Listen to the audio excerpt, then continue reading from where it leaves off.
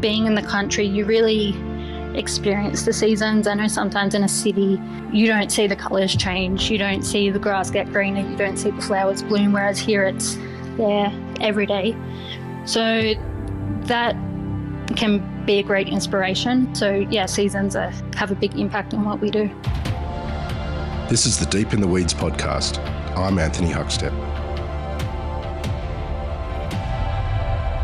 A yearning to explore and understand one's heritage can open up a whole new culinary and cultural world. For those that dig deeper, the wealth of techniques, recipes, methods, and uses of unique ingredients can change the way they cook too. How important is heritage for chefs building their career? Clare Falzon is the executive chef of Hentley Farm in the Barossa Valley, South Australia. Clare, how are you? Yeah, good, thank you.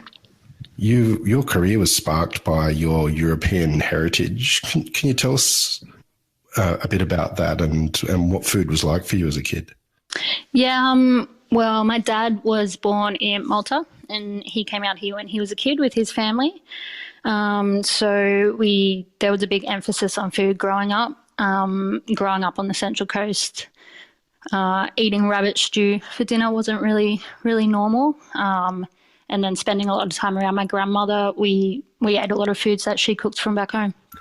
Did you do a lot of cooking with family at a young age? I did, more like observing.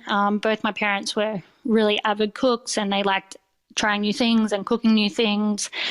So I was always, they were always cooking new things and we were eating them, and I'd hang out in the kitchen with them. Same with my grandmother. You know, I'd help just with like topping and tailing beans, things like that, while they did all the intricate things. Rabbit is a real key protein for Maltese cuisine. Tell us the ways that your family cooked it when you were young. Well, my grandfather actually bred rabbits, so he had them in the backyard in Sydney. So you'd kind of go down and pick which one you want for dinner. And, you know, rabbit stew, baked rabbit, fried rabbits, all the ways rabbit. There's another one that's pan, rabbit, red wine, let it cook. That's it. What lured you to a career in hospitality? Well, I guess growing up there was a big emphasis on the idea of good food and enjoying good food and the importance of eating good food. And also it was a big part of bringing people together. And then as I got a bit older, I started traveling and I noticed that this is, you know, food is the common thing that all cultures in the world have, and they come together over it. And I just wanted to be in a space where I could do that for other people. Tell us about the first couple of years working in a commercial kitchen. Do you have any stories of that time and when you realised, yeah, chefing is for you? Well, I did my apprenticeship in like an RSL club on the Central Coast, so nothing too high end, lots of schnitzels and steaks. But it was probably when I went to London after I finished my apprenticeship that I went into Michelin star restaurants, and then that's where I saw, oh wow, this is like, there's endless possibilities of what you can do with food, and just working around such highly skilled chefs and all that determination really, really showed me like, oh, wow, I can take this as far as I want to. Tell us about your time in London. What were the restaurants that you worked at and what were the real key moments for you? I started working as a third commie at the Amaranto in the Four Seasons on Park Lane, and that was really my first introduction to that sort of cooking scene. And I was just around a lot of different cultures and a lot of different types of food and a lot of people teaching me a lot of new skills that I didn't have. And then I moved over to the Gordon Ramsay group. So I was in Maze and Head and Street Kitchen. I did a little bit of a stint in Petrus, and that's really where everything was really high standards, really focused. Gordon Ramsay's known the world over. But what's it like working in his restaurants? Is there any sort of techniques or dishes that you remember from that time that have stuck with you? Well, I worked in Maze, Petrus, a bit more fine dining. I worked in Head and Street Kitchen, which was a bit more casual. I actually The dish I do remember was because it was casual. There was a fried chicken dish, and I remember having this conversation with Gordon, and he was like, "Oh, I love these chicken wings so much." I'm like, "Yeah." So, like, he's like, "I could eat so many of them," and I'm like, "Oh yeah, okay, cool." We chef, and even though it's chicken wings, that kind of showed me that even though you're in a more casual place, it's still got the same standards as the Michelin stars as well. What was he like to deal with during your time in the Gordon Ramsay group?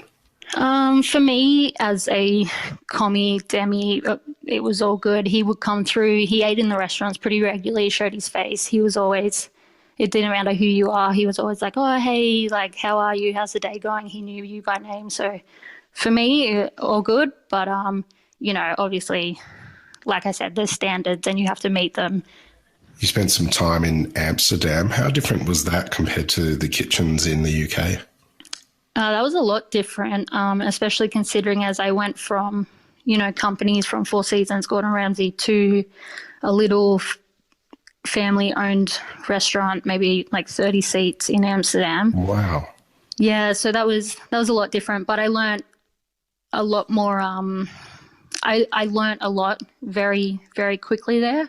There was about 5 chefs in the kitchen, very small kitchen, but you're next to each other all the time. You're teaching each other things. Again, like different cultures, Italian, Portuguese, Hungarian, Dutch, obviously, Italian. So, yeah, the learning curve went up a lot while I was there. Did you get a chance to immerse yourself in the food scene of Amsterdam? And are there any stories that you can share? I guess the thing about food in Amsterdam is, I ate around at a few restaurants. I think Dutch food, you have the traditional food like pickled herring and croquettes and all those things. But it's a bit like Australia where it takes a lot of influences from a lot of other places.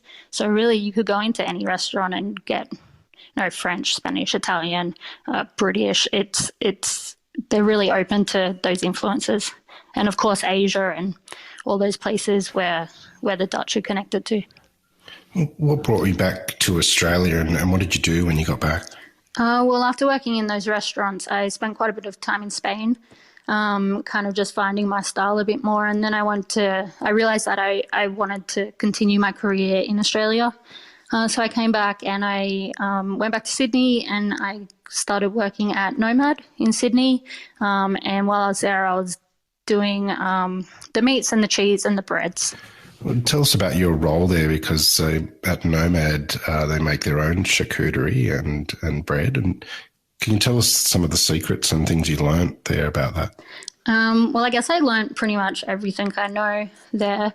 I learnt a lot at Nomad, and it was also exciting because I'd spent that time in Spain and I got acquainted with, the cured meats in that part of the world.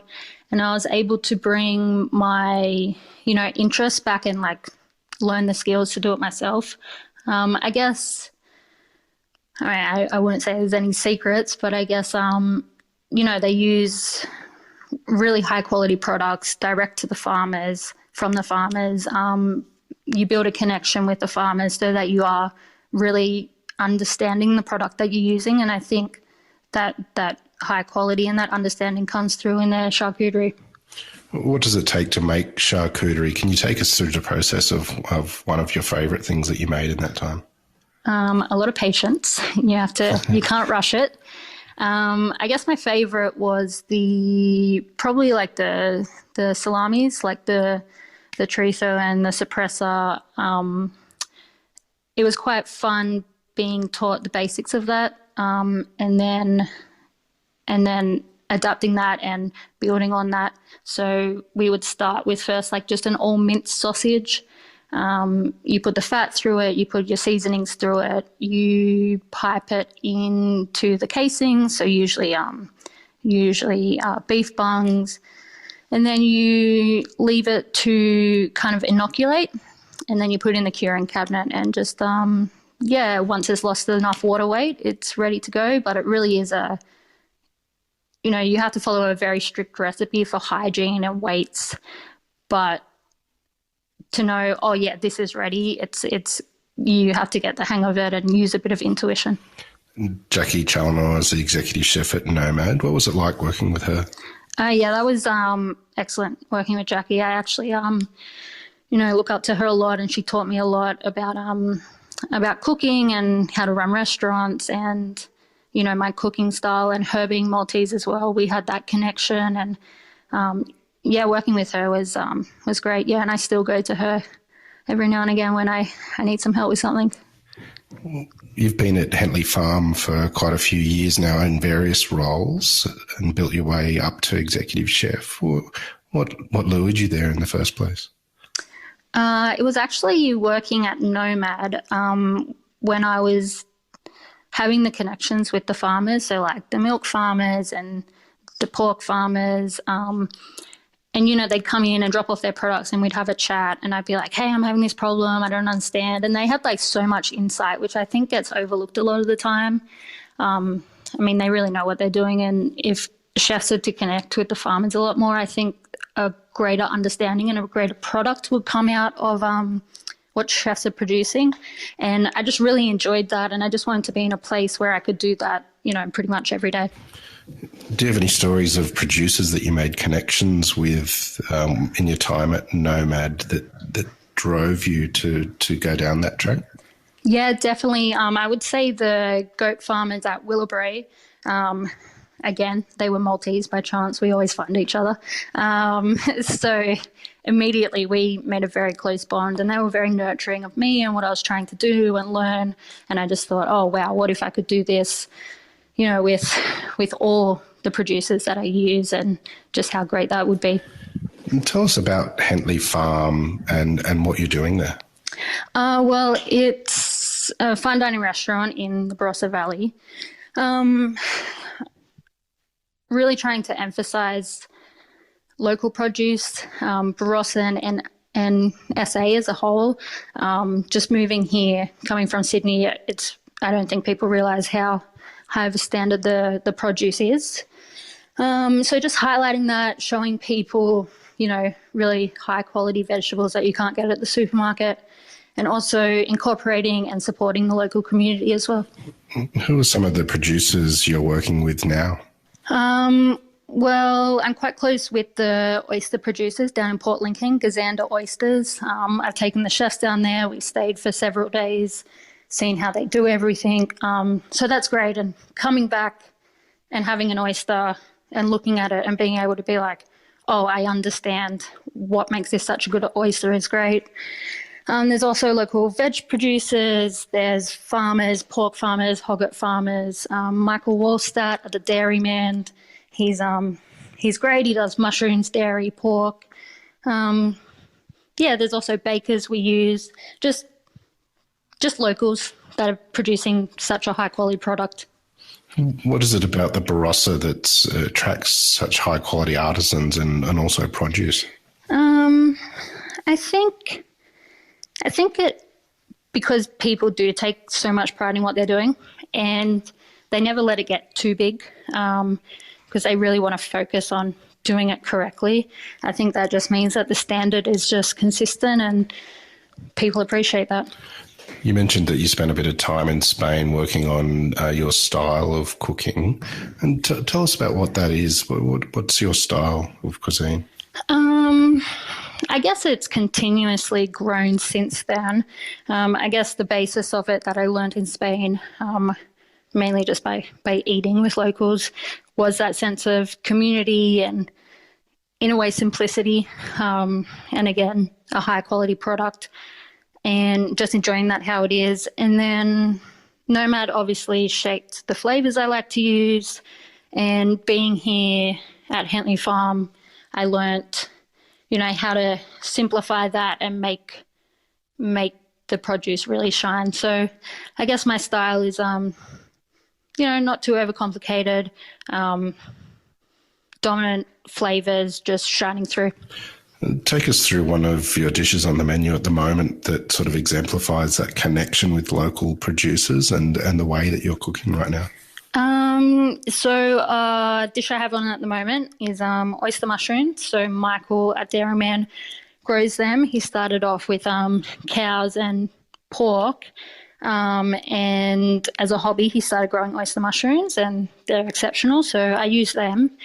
And next to that I have a parmesan custard, and then on top of that I have hazelnuts and forage flowers. So another big thing we do is a lot of foraging, and around here there's a lot to forage, especially during spring, so we try to utilize that.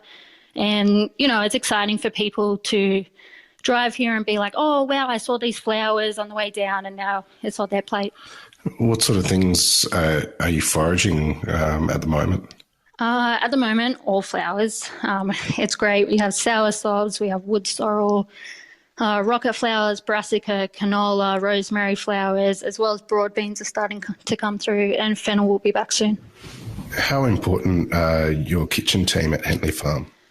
I mean, the team is what makes it. I have a very strong, I really care about what I do, and they all do as well, and we all support each other, and we look after ourselves and we look after each other, and then we really encourage each other to do our best and be respectful to the produce that we have, and I think that shines through. What's some of the challenges and highlights of leading a team as opposed to being a part of a team? How do you get the best out of your staff? Well, there's definitely been challenges during COVID. I guess with COVID, I kind of took that as an opportunity to reassess what we're doing. We went from 6 services to 4 services. So everyone's working a much more sustainable week. And I think that just gives everyone the chance to really look after themselves, their mental health, and just focus a lot on what they're doing and what they're putting up and being proud of that. And I guess the biggest highlight is encouraging the team and supporting them and watching them, put up something that they're really proud of and taking to the table. With these operational changes to the structure of what you do, has that changed the productivity and the output and the energy in the kitchen? Yeah, 100%. I mean, I think all chefs know what it's like to work too many hours. And sometimes you get to the end of the week and it's just a bit too much, but you just have to get through it. Whereas we don't really have that anymore. It's more come in at 9 every day, leave by 6 every day, and you just really focus on what you're doing while you're there. You've had a really challenging couple of years with the bushfires and then the pandemic. What sort of impact has it had on you and the way you view your profession? Yeah, well, I guess I also have taken a step back and, decided to prioritise my own sustainability because, I want to be doing this for a while and I want to do it sustainably. So I guess, working that more sustainable work week has really helped me focus and be more creative and go and do things. Now I have time to go foraging and be relaxed while I'm doing it and being more inspired and speaking to locals and just being more creative. It's helped with a lot. What are the benefits of cooking in a restaurant attached to a winery? Obviously a lot of wine. I would say before I came here, I liked wine, but I didn't really understand it. Whereas here I can, walk down to the winery, ask any question I want. I really understand the process of how it's made now.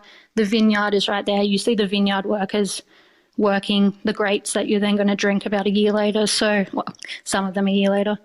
I would guess just the understanding first and foremost of what we're doing, and that in turn has helped me with pairings. Does that influence the sort of food that you offer given the wines that are produced there and that sort of pairing food with wine?